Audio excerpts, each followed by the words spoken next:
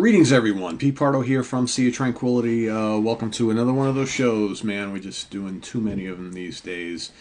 We're here to announce, passed away late yesterday, the death of Gary Rossington, the last surviving member of Lynyrd Skynyrd, founding member of Lynyrd Skynyrd. Now there are no more.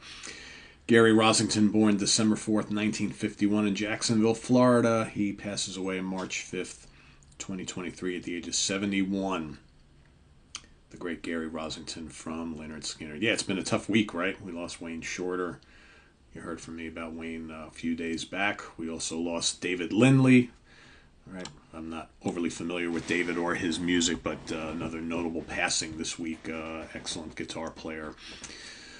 And now Gary Rossington. So, of course, we know the whole history of Gary Rossington and Lynyrd Skynyrd.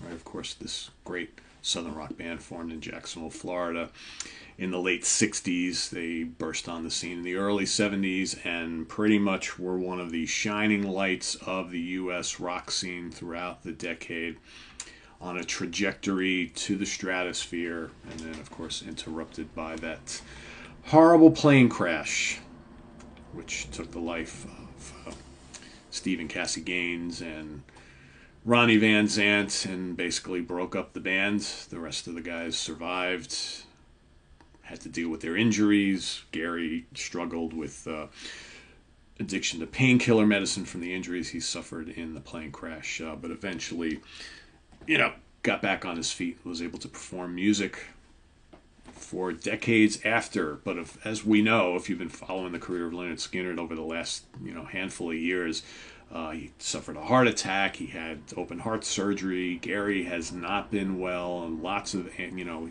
of struggles with his heart in more recent years. And although an official cause of death has not been listed, you have to imagine it something having to do with his heart giving out, because he has really struggled on the last couple of tours. They've been on the farewell tour forever, it seems, and there were plenty of shows where Gary was not even able to perform, and they had to have someone else come in and fill in for Gary Rossington. But you kind of, when I heard the news late yesterday, and he passed away, I believe it was like late yesterday afternoon or early evening, East Coast time. By the time I heard of the news, it was a long day. I was already basically ready for bed and very tired. And then I heard the news. Of course, I was really sad because I'm a huge Gary Rossington fan and Lynyrd Skynyrd fan in general. So I was like, well, you know what, the tribute's going to have to wait till first thing in the morning, because I'm just kind of not in the headspace or to do a tribute at that hour of the evening. And so thought a lot about him last night, and got up this morning and felt, okay, I think I'm ready to talk about this. So yeah, a great player. Basically, he pretty much exclusively, I'm trying to remember if I've ever seen him play anything, whether me seeing them, because I've seen Skynyrd live many times, either seeing him live or seeing various photos and clips. Mainly a Gibson Les Paul player.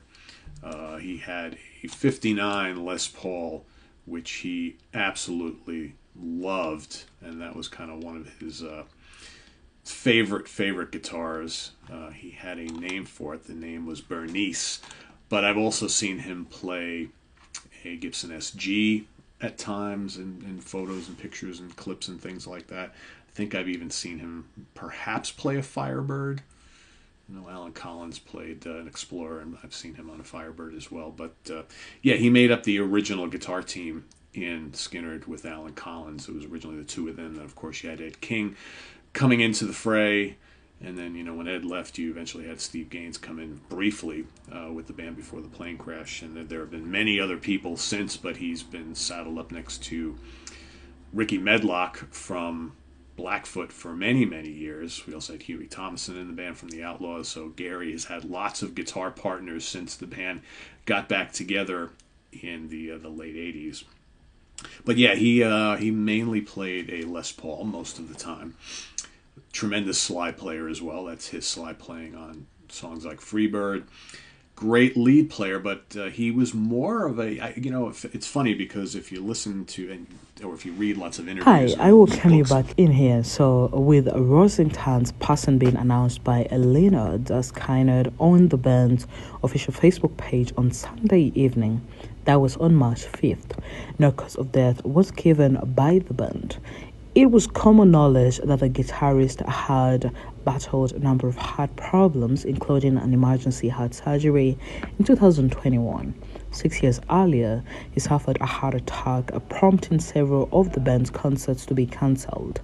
Actually, he had also underwent quintuple bypass surgery back in 2003 due to coronary artery disease. In 2019, he had an operation to fix a leaky heart valve. 5 years ago, Rossington told the Tampa Bay Times his doctors had urged him for years to quit touring, but he insisted. In an interview he held a couple of years ago, he said, "I have had heart attacks on stage." He said, "That's why I was calling it a farewell tour. I don't know if I will be here much longer. I don't want to just say, well, we're never going to end, because I don't want to die and then it end that way," which is a heavy thing to talk about, but I have to. Rossington survived the 1977 plane crash that killed singer Ronnie Van Zant and guitarist Steve Gaines. The band reunited with Ronnie's brother Johnny Van Zandt, a singer, in 1987 and has been on the road ever since. Rossington was inducted into the Rock and Roll Hall of Fame in 2006, along with other members of the Lynyrd, Skynyrd, and contributed to many of the group's most iconic songs, including Sweet Home Alabama and Freebird.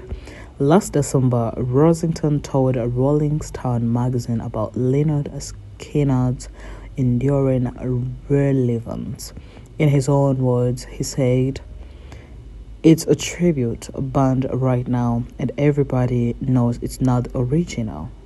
Everybody who comes to see us is told that during the show and probably knows before they even get there, but people still come to hear it live." Rossington, whose health woes had forced him to miss many of Lynyrd Skynyrd's recent shows, with Damon Jason filling in for him, admitted he went through a lot of different emotions watching Lynyrd Skynyrd from the side of the stage. "The notes are the same and the songs are the same. It sounds good to me. It sounds like our band," he explained. "I look out and don't see the original band. It's strange. And then I look out and see a replacement for me, which is strange. Just hearing the songs without me playing on them live is very strange." Despite lots of strange things happening, Rossington said that he was happy to know that Lynyrd Skynyrd's music is still connecting with people. To see the younger people enjoying it makes your heart warm. "We send our deepest prayers to the family, friends, and fans of Kerry. Rest in power, King."